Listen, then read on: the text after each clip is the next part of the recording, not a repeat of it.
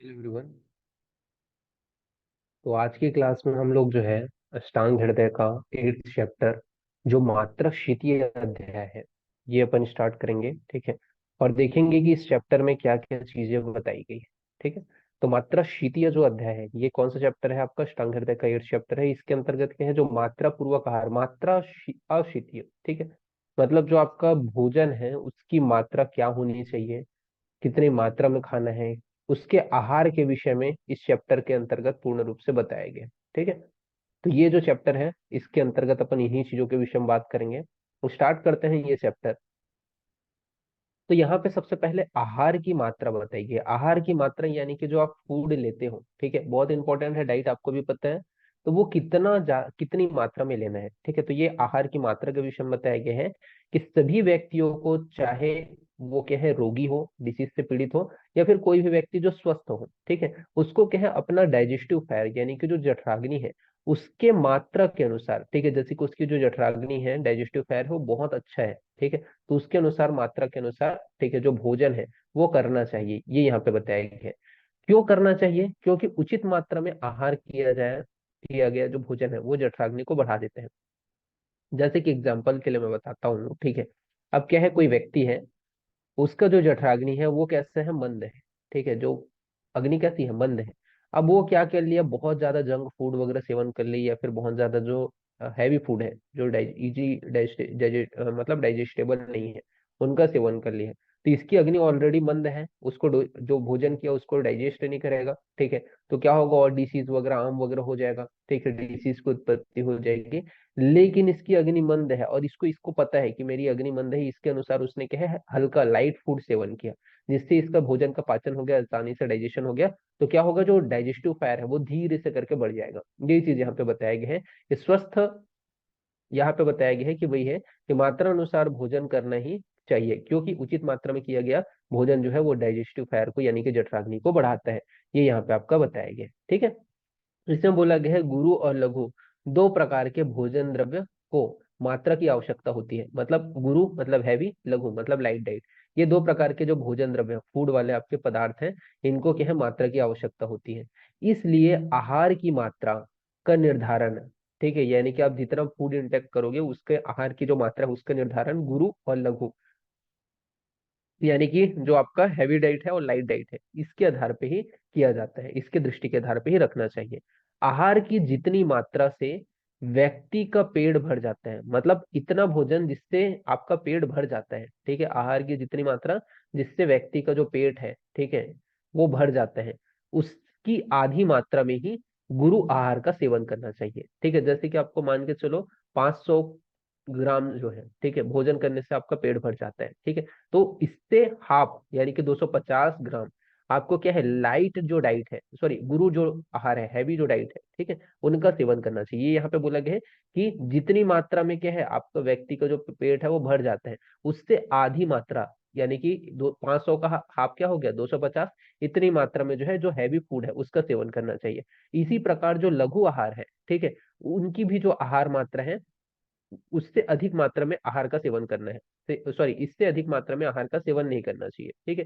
तो जो गुरु आहार है उसको भी आधा सेवन करना है, ठीक है, हाफ, और लघु जो आहार है उसको भी इससे ज्यादा सेवन नहीं करना है, ठीक है, हाफ डाइट से ज्यादा सेवन नहीं करना है। ये यहाँ पे आपका बताया गया।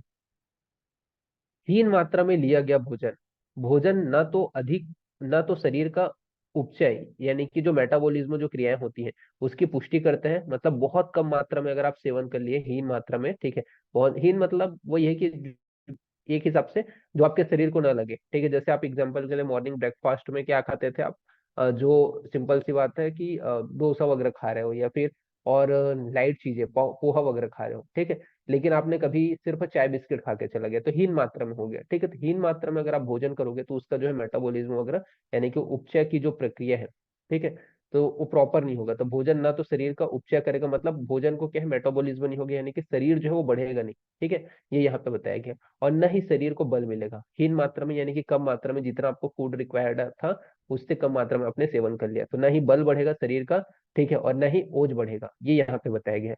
बल्कि और क्या होगा, आपका शरीर वीक हो गया है, क्योंकि आपने कम मात्रा में भोजन किए हैं, फूड लिए हैं, तो उसके वजह से क्या होगा, जो डिसीज है वो उत्पन्न हो जाएगा, यानी कि वात रोग उत्पन्न हो जाएगा।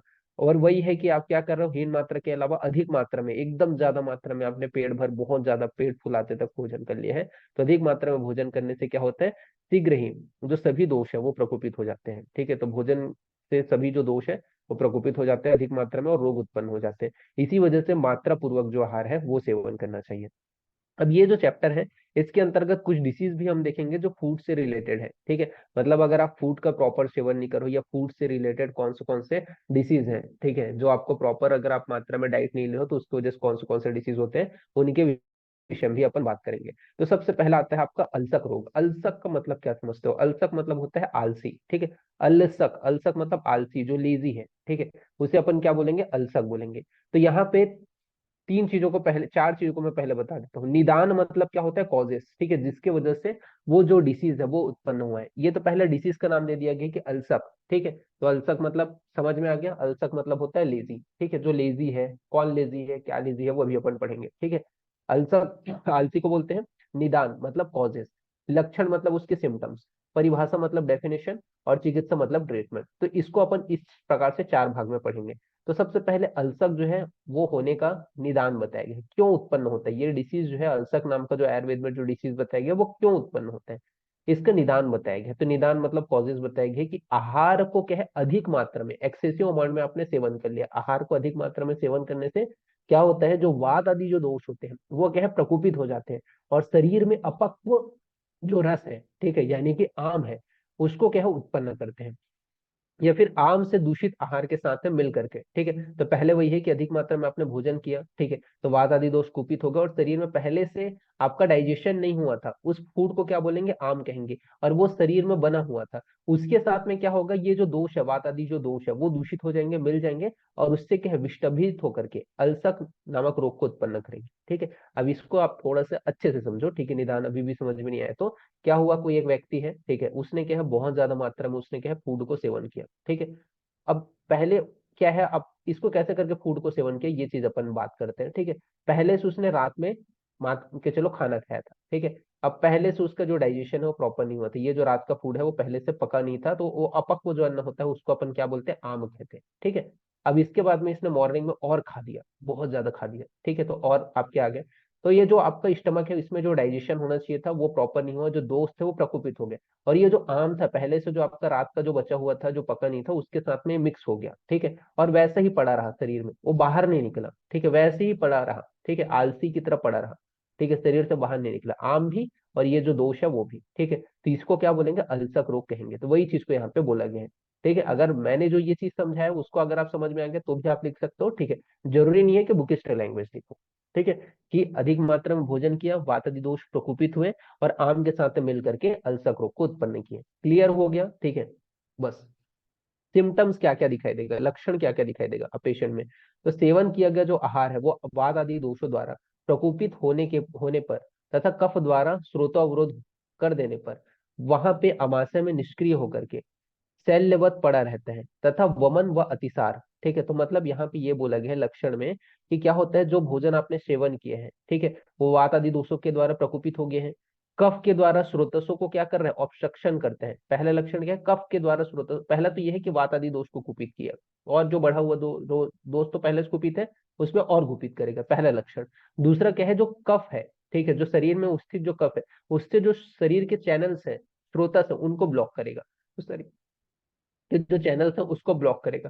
साथ ही साथ मैंने बोला कि निष्क्रिय पड़ा होगा, यानी कि निष्क्रिय मतलब वही है, आलसी पड़ा रहेगा, तो अमाशय में, स्टमक में वो क्या है, निष्क्रिय होकर के पड़ा रहेगा। ठीक है, शैल्यवत, शैल्यवत जैसे कि आपका शरीर में कोई बुलेट घुस जाता है। ठीक है, शैल्य मतलब वही होता है फॉरेन बॉडी, वो जैसे कि शरीर में अमाशय में स्टमक में पड़ा रहता है, वैसे ही वो आलसी पड़ा रहेगा। न ही वमन के द्वारा यानी कि वोमिटिंग के द्वारा, और न ही अतिसार यानी कि जो स्टूल आउट कर रहे हो उसके द्वारा वो शरीर से बाहर निकलेगा, मतलब वो पड़ा रहेगा, वो शरीर से बाहर नहीं निकलेगा। ठीक है, और क्या करेगा, वहीं पे रह करके तीव्र शूल उत्पन्न करेगा। ठीक है, तो न ही अतिसार के द्वारा, न ही वमन के द्वारा, ठीक है, वो नहीं उत्पन्न होगा, और तीव्र शूल आदि को उत्पन्न करता है, मतलब वहां पे पेन को उत्पन्न करता है। तो ये जो लक्षण है वो आपको दिखाई देगा। साथ ही साथ उदर रोग, सॉरी अल्सक रोग, विशेष रूप से दुर्बलों में मंदाग्नि में उत्पन्न होता है। तो ये आपको पूछा जा सकता है कि कौन से पेशेंट या कौन व्यक्तियों को अल्सर रोग ज्यादा होने के चांसेस होते हैं। तो जिनकी अग्नि दुर्बल होती है, ठीक है, तो जिनकी अग्नि दुर्बल होती है या मंदाग्नि वाले होते हैं, उनमें ज्यादातर चांसेस है कि अल्सर रोग हो, क्योंकि क्या है, इनमें डाइजेशन प्रॉपर नहीं हो रहा है। अग्नि भी दुर्बल है तो आम बनेगा ही बनेगा, मंदाग्नि रहेगा तो अल्सर रोग की उत्पत्ति होगी। और हमने इसके कॉजेज भी देखा था कि क्या होता है, पहले से आम बना हुआ है, ठीक है, और उसके बाद में आपने अधिक मात्रा में भोजन कर लिया, तब क्या है, अल्सर रोग की उत्पत्ति हो रही है। तो वही है कि दुर्बल अग्नि है तो आम बनेगी ही बनेगी, या मंद अग्नि है तो आम बनेगा ही बनेगा। तो अगर वो बहुत ज्यादा फूड का सेवन कर ले तो अल्सर रोग की उत्पत्ति होगी। साथ ही साथ जो मल मूत्र है, ठीक है, स्टूल वगैरह है या अपान वायु है, इसको क्या है, ऑब्स्ट्रक्शन डाल देगा। जैसे हमने पहले देखा स्रोतस में ऑब्स्ट्रक्शन डाल रहा था कब, उसी प्रकार से मल मूत्र जो है वो आना बंद हो जाएगा। तो ये क्या है, इसके सिम्टम्स में बताए गए हैं। क्लियर हो गया। फिर इसका डेफिनेशन बताया गया है। तो डेफिनेशन में क्या बताया गया है, तो डेफिनेशन के अंतर्गत यहाँ पे आपका बताया गया है, क्या बोला गया है, प्रायित न ऊर्ध्वे न अध स्तदो दाहो न च पचेत आमो अलसी भूते स्तेन सो अलसका स्मृता। ठीक है, अगर डेफिनेशन याद कर सको तो अच्छी बात है, बाकी सेकंड ईयर में आपको थोड़ा पढ़ना पड़ेगा, इसको याद करना पड़ेगा। अभी से याद कर लो तो भी अच्छी बात है। ठीक है, तो क्या बोला गया इसके डेफिनेशन में, कि जिस रोग में आहार न तो ऊर्ध्व मार्ग यानी कि वमन के द्वारा, ठीक है, ऊर्ध्व मार्ग यानी कि आपका माउथ होता है, ठीक है, तो माउथ के द्वारा नहीं निकल रहे हैं, ठीक है, ऊर्ध्व मार्ग के द्वारा नहीं निकल रहे हैं, ठीक है, न ही क्या है आपका अधोमार्ग, अधोमार्ग यानी कि विरेचन के द्वारा, ठीक है, स्टूल के द्वारा नहीं निकल रहे हैं, तथा समुचित रूप से बिना पचे हुए अमाशय में पड़ा रहता है। मतलब वैसे ही जैसा है वैसे ही क्या है, स्टमक में पड़ा हुआ है निष्क्रिय होकर के, ठीक है, मतलब उसमें ऐसा दिखाई देगा जैसे कोई मूवमेंट ही नहीं हो रहा है, निष्क्रिय पड़ा रहता है, उसको अपन क्या बोलेंगे, अल्सक रोग कहेंगे। तो जिसमें आपका जो आहार है न ही ऊर्ध्व भाग से निकलेगा वमन के द्वारा, न ही अधोभाग के द्वारा विरेचन के द्वारा निकलेगा, ठीक है, समुचित रूप से अमाशय में वैसे निष्क्रिय ही पड़ा रहता है, उसे अपन क्या बोलेंगे, अल्सक रोग कहेंगे। बात करें इसके ट्रीटमेंट के विषय में, चिकित्सा के विषय में, अब ट्रीटमेंट कैसे करेंगे, तो ये डेफिनेशन हो गया। अब ट्रीटमेंट के बारे में बात करते हैं। तो ट्रीटमेंट में यहाँ पे बताया गया है कि अल्सर रोग में रोगी को जो है 5 प्रकार के सुधार लेने हैं। 5 प्रकार के जो सैंधव लवण है, ठीक है, उसका प्रयोग करना चाहिए। सॉरी, पचा जो सेंधा लवण है, पचा नहीं है, 5 प्रकार का नहीं है, जो पचा सेंधा लवण है, सॉरी, पचा जो सेंधा लवण है, ठीक है, उसका प्रयोग करना है। तो मतलब प्रमुख रूप से अपने को अल्सर रोग में जो है डाइजेशन के लिए, पाचन क्रिया के लिए सेंधा लवण का प्रयोग करना है। साथ ही साथ मदन फल से युक्त जो मदन फल होता है, ठीक है, जिसको अपन वोमिटिंग कराने के लिए देते हैं, उससे बना हुआ उष्ण जल, ठीक है, वो देंगे जिससे उसको वमन हो जाए, ठीक है। साथ ही साथ उसके अमाशय में स्थित यानी कि निष्क्रिय जो अलसीभूत अन्न है उसको बाहर निकाल देना चाहिए, ठीक है। ठीक है, तो क्या करेंगे अपन लोग, वोमिटिंग के द्वारा कोशिश की है, ठीक है, पहले तो अपन लोगों ने सेंधव नमक दिया जिससे वो जो अलसीभूत अन्न है उसका थोड़ा बहुत डाइजेशन हुआ। फिर मदन फल को उष्ण जल के साथ में दिए जिससे उसको वोमिटिंग हुआ और अमाशय में स्थित जो अलसीभूत अन्न था, ठीक है, वो बाहर निकल गया। फिर क्या करेंगे, उसका स्वेदन कराएंगे, ठीक है, स्वेदन कराएंगे। और जो वात को अनुलोमन कर दे, मतलब वात जैसे कि ऊपर दिशा की ओर जा रहा था, ठीक है, जिसकी वजह से डिसीज हो रहा था, उसको क्या है, अपोजिट दिशा में कर दे, उसको क्या बोलते हैं, अनुलोमन, ठीक है। तो वात का अनुलोमन कर दे ऐसे फलवर्ती, ठीक है, फल से बनी हुई, फल के रसों से बनी हुई जो वर्ती होती, बाती होती है, उसका प्रयोग करना चाहिए। तथा स्वेदन के बाद उसके अंगों को वस्त्र से लपेट देना चाहिए। तथा जब स्वेदन करेंगे, ठीक है, हल्का सा स्वेदन करने के बाद में उसके अंगों को क्या है, वस्त्र से लपेट देना चाहिए। ये यहाँ पे आपका ट्रीटमेंट में बताया गया है, तो ये आपको याद रखना है, ये आपको ध्यान रखना है। ठीक है, क्या क्या कर रहे हैं, तो अलसीभूत जो अन्न है उसको अपने को अल्सर रोग की चिकित्सा में सबसे पहले सेंधव लवण के द्वारा उसके डाइजेशन क्रिया कर रहे हैं। फिर मदन फल से युक्त जो उष्ण जल है उसके द्वारा वमन करा करके क्या करेंगे, अमाशय में स्थित जो अलसीभूतन है उसको बाहर निकाल देंगे। फिर स्वेदन करा करके वातानुलोमक जो फलवर्ती है उसका प्रयोग करेंगे। बस स्वेदन के बाद में अंगों को क्या है, वस्त्र से लपेट देना चाहिए। तो ये चीजें यहाँ पे आपके चिकित्सा में बताया गया है। तो ये अल्सर हो गया क्लियर। अब बात करते हैं एक प्रकार का और डिसीज है जो आम की वजह से होता है, वो आता है आपका विसूचिका।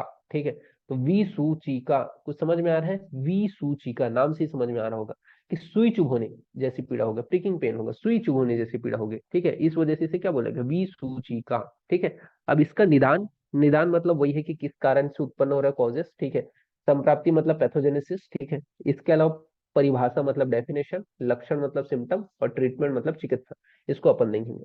तो निदान व संप्राप्ति को एक साथ यहाँ पे बताया गया है कि अधिक मात्रा में किया गया भोजन से क्या होता है, प्रकोपित वात आदि जो दोष होता है वो अपक्व अन्न से मिलकर के, यहाँ पे अपक्व अन्न आम नहीं बना है, अपक्व जो अन्न है उसके साथ में मिलकर के क्या करेगा, जो स्रोतस है, चैनल है, उसको ब्लॉक कर देगा।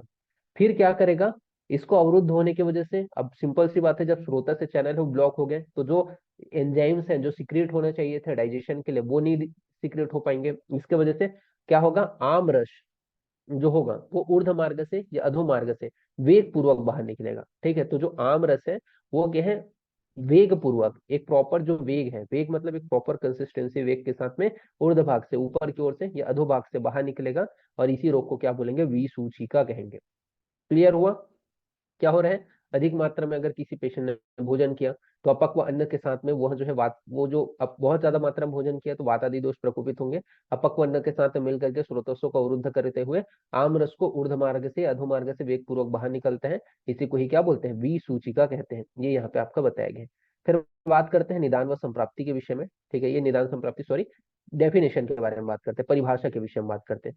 तो परिभाषा में क्या बताया गया है, तो परिभाषा में बताया गया है यहाँ पे कि अत्यंत प्रकोपित वात आदि दोष से उत्पन्न शरीर में विभिन्न प्रकार की वेदनाओं की उत्पत्ति और शरीर में सुई चुभोने जैसी पीड़ा होने के कारण लक्षणों से युक्त यह जो रोग होते हैं वो विसूचिका कहलाते हैं। जैसे मैंने बोला कि वात आदि दोष के प्रकोप के कारण उत्पन्न शरीर में विभिन्न प्रकार की वेदना उत्पन्न होगा और कैसे सुई चुभोने जैसी पीड़ा हो रही है। ठीक है, इस वजह से इसे क्या बोलेंगे, विसूचिका कहेंगे। ये यहाँ पे बताया गया। तो नेक्स्ट अपन आगे बढ़ते हैं इसके लक्षण के विषय में। ठीक है, इस पेज को मैं थोड़ा अच्छे से खींच करके आपको भेजूंगा। तो यहाँ पे मैं इस नोट्स का पासवर्ड भी आप लोग को बता देता हूँ, क्या पासवर्ड रहेगा इसका। ठीक है, तो ये अपन लोग पढ़ रहे हैं अष्टांग हृदय का 8th चैप्टर। ठीक है, तो इसका जो पासवर्ड रहेगा वो आपका रहेगा, एक मिनट में लिख देता हूँ। ठीक है, A@SJK। ठीक है, ये इसका पासवर्ड रहेगा, कैपिटल में आपको टाइप करना है। फिर यहाँ पे अपन बात करते हैं लक्षण के विषय में।